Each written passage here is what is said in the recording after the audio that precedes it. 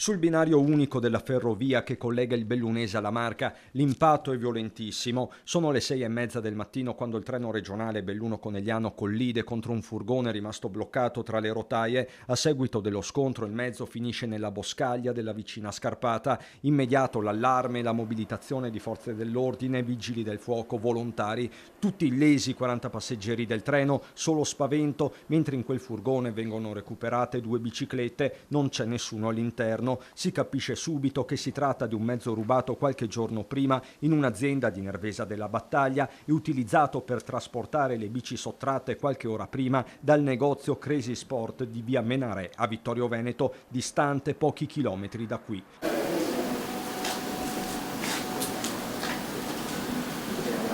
Non un semplice furto, ma una spaccata con il furgone utilizzato come ariete in retromarcia per sfondare la vetrina, un botto avvertito nitidamente da alcuni residenti. Stavo dormendo, ho sentito il cane che abbaiava e un botto.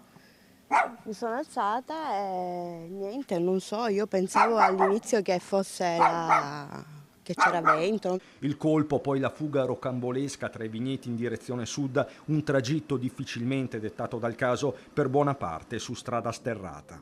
La fuga del furgone con la refurtiva è finita di fatto qui in via Calderara, a pochi passi dai binari, dove probabilmente i ladri non avevano tenuto conto del fatto che la strada è bloccata. Come vedete c'è una recinzione di cemento, che è stata però buttata giù dal furgone che poi si è arrestato sui binari. Di fatto i delinquenti restano bloccati e non riescono a raggiungere l'altro lato della stradina. È qui che trovano il tempo di trasferire 14 delle 16 bici rubate su un altro mezzo. Non si sa se fatto venire appositamente o già in attesa. L'area è lontana dalle prime case e di notte i treni non circolano. La mobilitazione di uomini e mezzi all'alba non è passata però inosservata. Non è tan bello perché vuol dire che sa le strade e comincia a vedere il territorio e qua non ha via di scampo per qua, ma vede, spacca barriere, spacca barriere, non so. È andato bene, fortuna, per fortuna.